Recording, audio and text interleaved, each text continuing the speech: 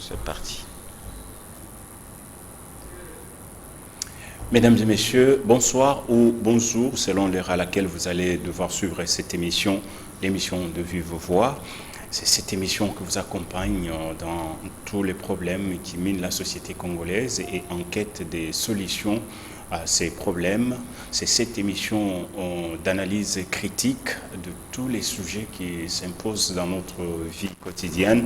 Alors, aujourd'hui, nous avons le plaisir de recevoir une éminence grise et c'est avec lui que nous allons devoir parler autour d'un sujet très important qui touche même le cœur du développement de la République démocratique du Congo. C'est le système LMD. Ça fait déjà une année, pratiquement une année, que la République démocratique du Congo a basculé vers ce système ou cette organisation. Une année après, quel bilan, quelle évaluation est-ce que les professeurs font du système congolais? Est-ce qu'il y a des avancées? Quels défis? Est-ce qu'il y a des contraintes? C'est autour de toutes ces questions que notre invité va devoir répondre. Il s'agit bien entendu du professeur Arthur Yenga. Il est secrétaire général académique de l'Institut facultaire des sciences de l'information et de la communication, IFASIC en sigle. Professeur, bonsoir ou bonjour. Bonjour Félix Ilunga. Il faut le rappeler, vous êtes l'un des participants des États généraux et vous avez assuré la communication des États généraux de l'ESU tenu à Lubumbashi au mois de septembre 2021. Et vous avez à cette époque souhaité, si pas à l'unanimité, que la République démocratique du Congo bascule vers le système LMD. Aujourd'hui, nous allons devoir parler autour de ces sujets, le système LMD, licence, master et doctorat, enjeux et défis pour la République démocratique du Congo. D'abord, une année après, depuis sa mise en œuvre, quel est le point que vous faites de ce système LMD? Bien, merci. Il convient d'abord de rappeler que, tout à fait par hasard, le hasard du calendrier fait que nous sommes en train d'échanger sur notre enseignement le 5 octobre. Le 5 octobre, c'est la journée de l'éducation. Ça souligne le rôle crucial de l'éducation pour former des cadres et des personnes ressources pour le développement d'une nation. Sans éducation, sans culture, sans formation, il n'y a pas de pays qui puisse se développer, il n'y a pas d'émergence. Donc ça, c'est le premier point. Pour répondre à votre question, le basculement vers le LMD ou la réforme de notre secteur éducatif au niveau du supérieur et universitaire était une obligation. Parce que je crois que tout le monde peut être d'accord pour accepter que notre système était un peu bloqué, était sclérosé. On était contre-performant un peu dans tous les domaines. Nos diplômes étaient décriés, nos diplômés n'étaient plus acceptés ou reconnus comme étant valables ou compétents, donc et les institutions ne fonctionnaient plus à leur niveau optimal, donc la réforme était une obligation. Maintenant, un an après, parce que depuis la rentrée du 5 janvier 2022, le système s'est généralisé dans notre pays au sein de tous les établissements. Il faut dire que ça fonctionne, mais ça ne fonctionne pas encore comme toute machine qui démarre. C'est vraiment encore le niveau du démarrage. Et nous faisons face à beaucoup de contraintes, beaucoup de défis, parce que une réforme exige quand même un minimum de conditionnalité qui devrait permettre à cette réforme de fonctionner. Je commence parce que tout le monde pense d'abord aux conditions matérielles et financières, mais moi je commence par les facteurs humains, parce que on verra. Là, ce sont les contraintes que vous êtes en train d'évoquer déjà. Oui, j'évoque les contraintes, oui, si vous le permettez. la première contrainte pour moi est d'ordre humain. Les enseignants, qu'il faut recycler, les étudiants qui doivent s'adapter au système. Oui, parce que pour que ça marche, il faut bien que les enseignants, autant que les étudiants, soient initiés à cette nouvelle pédagogie. Et je crois que les étudiants peuvent facilement, s'ils sont dans un contexte qui leur permet de fonctionner dans cet environnement, ils peuvent se retrouver, mais du côté des enseignants, ce n'est pas acquis. Ce n'est pas acquis. Beaucoup d'enseignants, il faut le dire, beaucoup d'enseignants enseignent comme ils ont toujours enseigné, alors que ce n'est pas ça. Hein. C'est la nouvelle pédagogie. L'enseignement est basé sur les compétences. Quand on conçoit des matières, quand on conçoit des unités d'enseignement, il faut essentiellement tout miser sur le transfert des compétences. Or, dans beaucoup de matières qui sont là, ces matières n'ont pas bougé des lignes, ça reste tel quel. Et c'est là la problématique aujourd'hui, parce qu'on sait que le problème aujourd'hui avec le système LMD, il faut beaucoup de pratique entre étudiants et enseignants. Mais lorsque le professeur ou l'enseignant ne s'adapte pas facilement au système nouveau, là, il y a un sérieux problème dans la formation des futurs cadres du pays, professeur. Oui, mais ce n'est pas, il faut le dire, mais il faut aller vers là. C'est-à-dire que nous sommes en marche. Et puisque nous sommes en marche, c'est ce pas-là, c'est cette cadence-là que nous devons emprunter. Ça ne tombe pas, hein, ce n'est pas une baguette magique. Hein, donc il faut simplement mettre les gens dans ce conditionnement-là et évoluer comme ça. Vous savez, le LMD a commencé en Europe vers les années 2009. Jusqu'à maintenant, ils sont toujours dans un processus. Nous aussi, on doit se mettre dans le processus pour qu'on comprenne la route, c'est qu'on ait un cap à tenir et on se fixe vers ce cap à tenir. Oui. Et signalons d'abord, est-ce que les institutions d'enseignement supérieur organisent des séminaires d'actualisation de matière, parce que peut-être on peut dire que les professeurs ou les enseignants ne s'adaptent pas. Est-ce qu'il y a au niveau des institutions d'enseignement supérieur des séminaires d'actualisation de matière pour les professeurs? Oui, je peux répondre que oui. Avant de commencer par l'institution qui est la mienne, je dois signaler que l'UNILU, particulièrement Lubumbashi, quand je suis l'évolution des activités à Lubumbashi, je crois que ce n'est pas pour rien que même les états généraux s'étaient tenus à Lubumbashi. En cette matière, l'UNILU veut garder le leadership et montrer l'exemple. Il y a beaucoup d'activités qui se font dans ce sens-là. À l'UNIKIN aussi, le comité de gestion qui est là organise beaucoup d'activités pour mettre à jour les enseignants. Je dois alors parler aussi de l'IFASIC dans lequel j'évolue. Nous organisons régulièrement, même avant le lancement de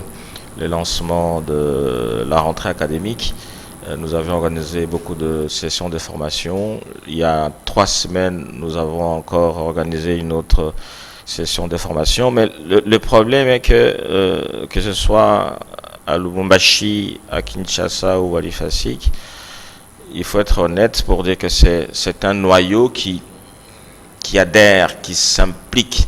C'est pas la majorité des professeurs. C'est normal, hein, c'est normal.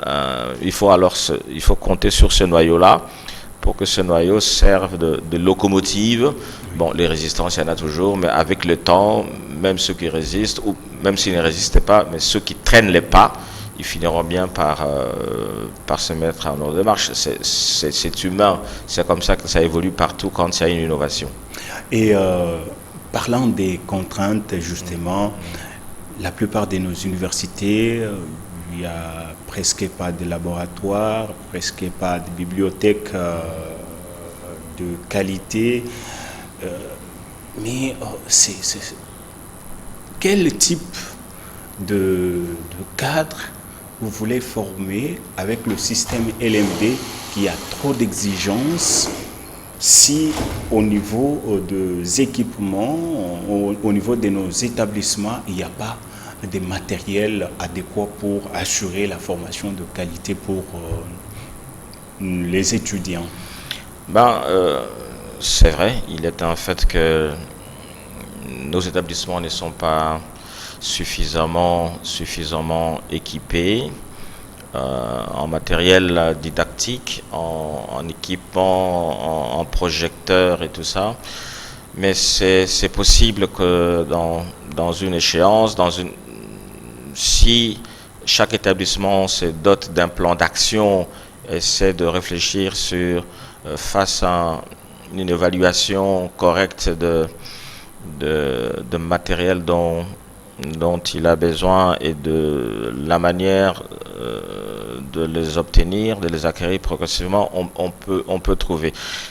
Dans les discussions à Lubumbashi, on avait aussi essayé de sensibiliser les managers, les responsables des établissements sur le fait que l'État ne doit pas être le seul bailleur. Je crois que les managers des établissements doivent aussi regarder, prospecter du côté des partenaires qui peuvent... Les grandes universités du monde ne fonctionnent pas avec des budgets officiels uniquement. Ces budgets-là existent, c'est vrai, les budgets doivent être là, mais aucune grande université dans le monde ne s'est développée à partir de ce que l'État met à sa disposition. Les universités doivent être considérées comme ou de petites et moyennes entreprises ou de très grosses entreprises. C'est dans cette capacité-là que les universités peuvent avoir à développer des services, à mettre à la société, à signer des contrats avec de grandes firmes, de grandes entreprises, que les universités peuvent générer des moyens pour avoir ces fameux équipements. En ce moment-ci, si je prends les cas de l'IFASIC, nous sommes en discussion pour signer un contrat de partenariat avec la société Vodacom. Et c'est dans ce contrat que nous négocions avec Vodacom la possibilité pour Vodacom de nous équiper en infrastructure physique pour passer à la numérisation. En contrepartie, c'est un contrat. En contrepartie, nous mettrons à la disposition de Vodacom un certain nombre de ressources, de services pour lesquels Vodacom est une société commerciale, doit pouvoir aussi rentrer dans ses frais en termes de services pour sa promotion, pour X choses. Donc nous négocions ce type de contrat avec Vodacom. Je signale aussi que nous avons aussi dans notre carquois la possibilité de travailler avec l'agence Internews qui a des financements de la Banque mondiale et du PNUD pour qu'on vienne nous équiper avec un centre de ressources médias. Grâce à ce type de partenariat, nous pouvons résoudre ce problème d'équipement. J'invite donc un peu d'autres établissements, là je parle du mien, nous essayons de réfléchir dans ce sens-là pour effectivement, justement, remédier à ce déficit en termes d'équipement matériel. Je crois que c'est comme ça qu'il faut penser les choses. Pour le moment, c'est vrai, c'est un peu le statu quo, les équipements ne sont pas là. Je peux nuancer aussi ce défaut d'équipement en disant qu'on ne doit pas avoir nécessairement du high-tech pour se dire, ce n'est que quand on aura du high-tech, on peut donc la haute technologie, tout ça, on peut évoluer. Il y a moyen aujourd'hui en journalisme, par exemple, de faire de la formation avec quand on parle de mobile, journalisme par téléphone. Donc on peut, avec ces moyens-là, on peut faire du bon travail. Donc il ne faut pas attendre uniquement d'avoir de gros équipements. Il y a moyen, avec les équipements disponibles, de faire quelque chose et d'avancer, oui. Professeur, quel est l'impact du système LMD à l'IFASIC depuis 10 mois de sa mise en œuvre au sein de votre établissement? Bien, pour moi, l'LMD s'applique comme partout selon la recommandation du gouvernement en première année de l'ancien graduat. Donc, la première ça évolue progressivement. Non, pour moi, j'ai des raisons de me satisfaire de ce qui se passe concrètement à l'IFASIC parce que nous avons commencé l'année, parce qu'il y a eu grève à la rentrée, nous avons commencé l'année au mois de mars 2022. Nous sommes aujourd'hui au mois d'octobre. À peu près 6 mois après la formation, je peux par exemple annoncer que nous avons, en partenariat avec l'ambassade de France et un groupe de formateurs parisiens, des anciens de RFI et le Comité national des Jeux de la francophonie, nous allons organiser dans les 3 semaines qui vont venir, donc du 24 octobre au 4 novembre, on va organiser une formation de 15 journalistes sportifs et 15 journalistes culturels qui vont couvrir les Jeux de la francophonie. On les a recrutés parmi les étudiants de l'IFASIC. Et ce sont ces étudiants-là qu'on va former pour qu'ils soient professionnels pour couvrir les Jeux qui vont se dérouler en RDC en 2023. Eh bien, figurez-vous que sur les 198 candidatures qui ont été déposées, parce que c'était ouvert à toutes les promotions, eh bien, tenez-vous bien, au niveau du journalisme sportif, sur 15 candidats qui ont été retenus au niveau du test, simplement en suivant chronologiquement les scores, il y a 6 étudiants de la première année qui viennent de faire à peine 6 mois de formation. Donc ces étudiants-là ont montré qu'ils pouvaient, parce que la formation vise les compétences, ils ont compris comment se mettre en ordre de bataille à partir du moment où ils sont dans une école de communication appliquée, et que quand on est compétent à tout moment. Il ne faut pas attendre d'avoir le diplôme. Donc on a là 6 étudiants qui vont et ceux qui sont en dernière année, en deuxième licence, donc qui ont passé 5 années dans le groupe de 15, il n'y en a que 2. Donc voilà la disproportion en termes de résultats.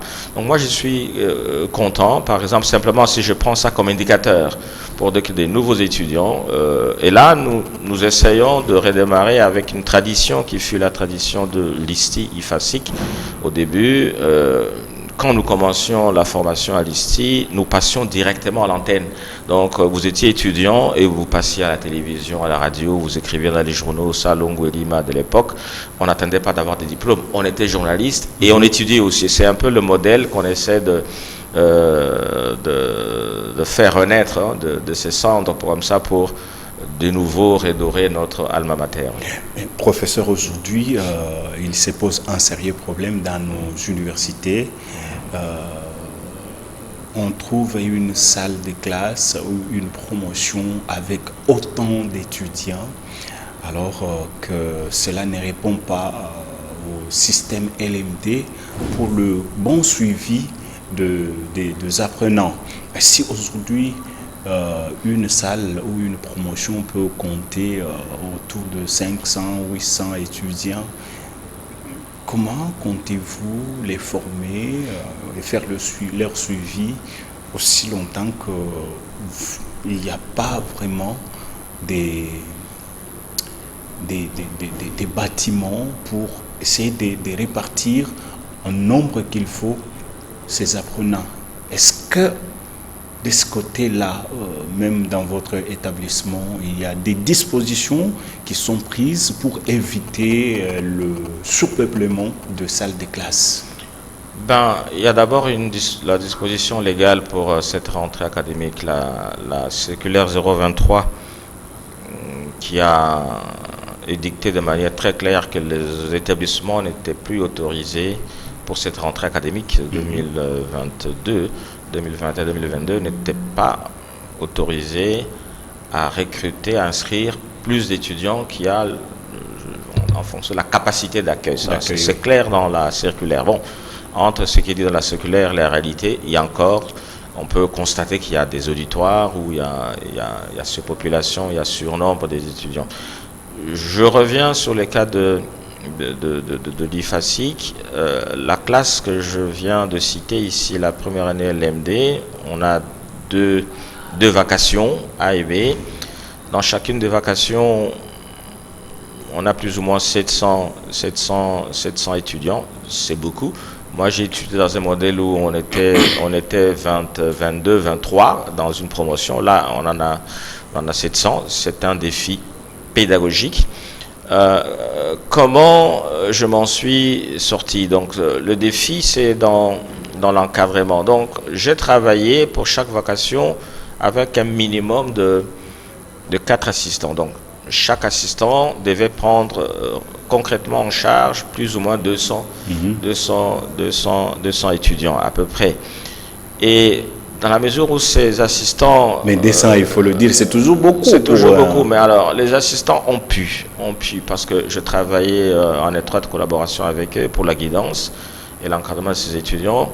On peut remarquer dans chaque groupe quels étaient les étudiants qui étaient plus ou moins déjà avancés, il y en a, ou qui ont des capacités, qui ont un bon potentiel.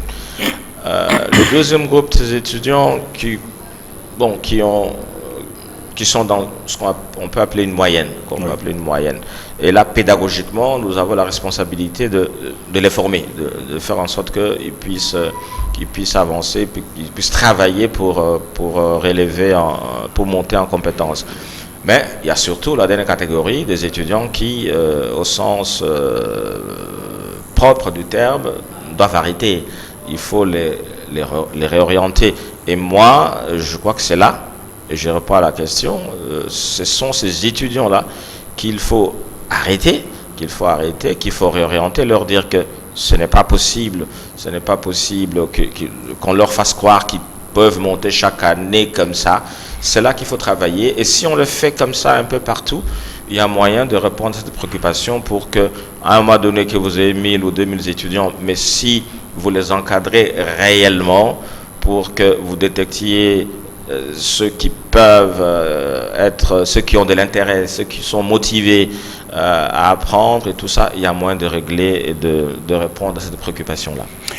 Je rappelle que nous recevons sur ce plateau le professeur Arthur Yenga. Il est secrétaire général académique à l'Institut facultaire des sciences et de l'information et de la communication. Nous sommes en train de parler du système LMD, licence, master et doctorat. C'est un système qui a des innovations. C'est un système aussi très rigoureux, mais sa praticabilité dans notre système éducatif a encore de beaux jours. Il faut des efforts de part et d'autre. C'est ainsi que nous avons fait appel au professeur pour qu'il vienne nous expliquer quelles sont les dispositions qui sont prises, quelles sont de leur côté en tant que pour la mise à jour des enseignants. Tout ça, ça fait que le système patine encore en République démocratique du Congo. Professeur, les perspectives d'avenir du système LMD dans notre pays? Bien, je pense qu'il faut considérer la réforme comme étant un mouvement, c'est une marche. Résolument, il faut s'engager dans la marche et c'est fixé de perspectives et des échéances où il faut faire le point,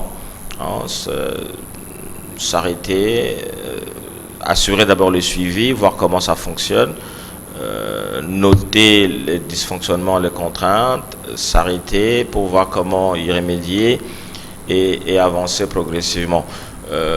À Lubumbashi, on s'était dit, entre la dernière réforme et celle de 2021, il s'était passé 25 ans. Il ne faut pas attendre 25 ans pour faire le bilan et l'évaluation. Je crois qu'en 2026, nous devrions nous retrouver pour discuter de ce qui marche, ce qui ne marche pas. Avant de décider du basculement, le LMD avait déjà commencé dans ce pays en 2015. Oui. 2015 à 2020, il y a eu ce qu'on appelle la phase pilote. La phase pilote. Donc il faut se donner des moments.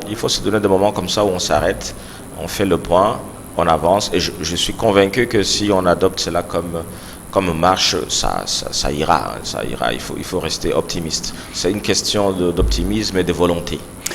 Il y a certains compatriotes qui m'ont dit oui, c'est bien bon de basculer vers le système LMD, mais ils ont soulevé la préoccupation de l'inadéquation entre la formation et l'emploi sur le marché. Il y a des entreprises qui se plaignent de la qualité de produits que vous lancez sur le marché. Est-ce que vous êtes sûr qu'avec le système LMD, il y aura plus ces problèmes d'une adéquation entre la formation et la demande sur le marché? Là, pour une fois, ma réponse est formelle. Ce système vise justement l'employabilité des diplômés. C'est-à-dire que l'ensemble, pour bien comprendre la philosophie qu'il y a derrière le LMD, c'est qu'on vise le transfert des compétences. Et ces compétences, on part des besoins du marché, des besoins de la société, quels sont les besoins, quels sont les métiers, et alors on forme justement les gens pour répondre à ces préoccupations-là. Comme le système vient de démarrer officiellement, moi le premier cycle, donc c'est dans 2 ans qu'on aura des premiers diplômés, et je nous donne à nous tous rendez-vous pour voir dans 2 ans si nous avons réussi à former des gens qui répondent aux besoins des entreprises. De mon point de vue, là où je suis, c'est mon défi. Je pense que on pourra arriver à ça. Parce que dans la formation aussi, pour qu'elle ne soit pas que théorique, dans la formation, on intègre aussi des professionnels. Voilà, on intègre des professionnels parce que il n'y a que des professionnels qui peuvent transmettre des compétences. Donc voilà, donc on anticipe et on met une adéquation entre la profession et l'enseignement. Et les vrais professionnels sont invités à s'impliquer dans la formation. Donc il y a une adéquation. Les enseignants eux-mêmes font appel à des professionnels. Là où il n'y a pas d'enseignants par rapport à telle unité d'enseignement, directement, ce sont les professionnels qui prennent en charge cette formation. Comme ça, au moins cette préoccupation est résolue. Est-ce que le dialogue est établi entre les institutions de formation et aussi les entreprises qui doivent recevoir les produits que vous allez déverser sur le marché? Est-ce qu'il y a ce dialogue-là? Dans mon cas, je ne peux parler que de moi. Alors dans ce cas, oui, je viens de parler de contact officiel que le comité de gestion, notre comité de gestion. Dans notre comité de gestion, donc nous avons notre recteur, le professeur émérite Kamba Iwachia. Donc nous étions partis avec le recteur Kamba Iwacha, moi-même et notre directeur de la coopération, rencontrer les gens de Vodacom, nous avons donc ce contact avec les entreprises. Maintenant, on a d'autres, le recteur a écrit une trentaine de lettres à toutes sortes d'entreprises privées pour leur demander officiellement cette collaboration, ce partenariat. Le courrier, les contacts sont établis. Bon, maintenant, je prends mon cas, dans l'enseignement que je viens de dispenser, j'ai eu 8 séances. À chaque séance, il y a eu des professeurs qui sont venus. Et les étudiants ont pu avoir des modèles. Là, on a un infographe, là, on a un responsable, un spécialiste des events, là, on a un créateur de site web. Toutes ces personnes sont des journalistes connus et tout ça. Ces personnes sont venues, on leur a réservé un espace d'1 heure, 1h30 pour rencontrer les étudiants et leur dire, échanger comment ils travaillent, les secrets, les recommandations, leur expérience et tout ça. Et c'est ce qui a rendu l'enseignement très très riche. Oui. Et qu'est-ce qui, selon vous, pour que cet enseignement ou ce système s'enracine dans notre pays, la République démocratique du Congo, les défis qui doivent être relevés, c'est au niveau seulement de l'enseignement supérieur et universitaire au niveau des universités où il y a également la part de l'État congolais pour que tout aille de mieux en mieux? Pour répondre correctement à votre question, la réforme ne doit pas s'arrêter au supérieur. La réforme doit commencer par la maternelle, primaire, secondaire et tout. Donc il y a cette étape-là qui a manqué, parce que pour le moment, l'enseignement primaire et secondaire nous pompe des illettrés, des analphabètes. Je ne mâche pas mes mots. La plupart des gens qui sont diplômés, il y en a parfois, vous le voyez quand on les interroge après la proclamation des résultats, il a combien de, il a 85%, mais incapable de prononcer correctement quoi que ce soit. C'est une catastrophe. C'est vraiment une catastrophe. Ça aussi, c'est un sérieux problème dans notre pays, professeur. Problème. Bon, c'est-à-dire que la réforme doit aller jusque là. Donc commencer à partir de la base. De la base. Donc voilà. Donc ça, c'est le long terme. Bon, mais aujourd'hui, l'autre partie de la réponse, c'est aussi de dire que l'État, effectivement, l'État doit investir dans l'enseignement. C'est la raison d'ailleurs de la grève du moment. Nous allons en parler justement. L'État a signé des accords depuis 2 ans. Les bancs, ce qu'on appelle les bancs syndicales et les banques gouvernementales ont signé régulièrement des accords depuis 2 ans. Bon, mais c'est pas un problème d'application, de mise en œuvre des engagements pris. De mise en œuvre, c'est-à-dire que là, effectivement, l'État doit se rendre compte que, bon, s'il faut... Notre État, c'est vrai, notre État a beaucoup de contraintes, il y a des contraintes sécuritaires et d'autres, je reconnais ça, mais l'enseignement, c'est aussi une priorité si nous voulons effectivement que notre pays, dans les enjeux du moment, les enjeux de la mondialisation, de la globalisation, que notre pays puisse relever la tête et puisse exister pleinement. Nous ne pouvons pas y arriver si nous n'avons pas de personnel qualifié, compétent, qui répondent à tous les défis de l'innovation, de la créativité, du développement. Il faut qu'on ait des gens bien formés, bien qualifiés. Et puisque vous avez déjà évoqué, quel est l'état de cette grève de professeurs actuellement? J'ai vu le Premier ministre recevoir les délégués syndicaux de 2 associations de professeurs. Ouais, il s'est engagé à Puco et le Rapuco et la Puquine. Ouais. Il se dit déterminé à répondre à ces engagements. Quel est l'état actuellement de cette grève au niveau supérieur?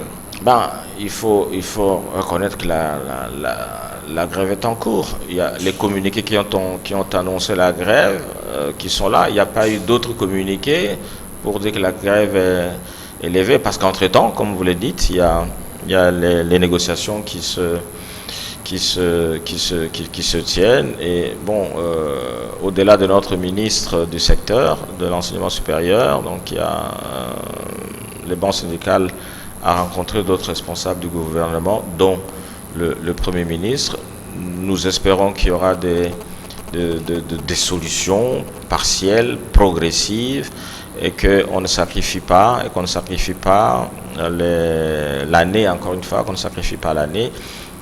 Bien, bon, maintenant, au niveau de chaque établissement, bon, il faut quand même maintenir les établissements dans une sorte de travail, de service minimum, parce que dans tous les cas, l'expérience montre que chaque année dans ce pays, il y a souvent de grèves. Alors s'il n'y a pas un service minimum, quand la grève se termine, on cafouille avec les enseignements qui devaient se tenir, qui devaient prendre 3 semaines ou 1 mois, on les donne en 2 ou 3 séances.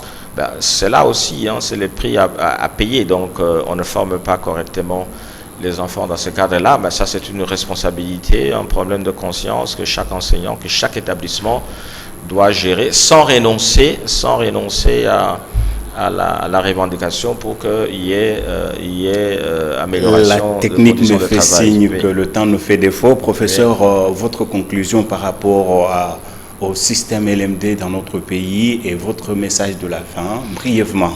Bien, donc moi je dis simplement que le train est en marche. Il y a un groupe peut-être minoritaire qui est acquis à ce changement, parce que ce changement il est exigeant, ce n'est pas facile.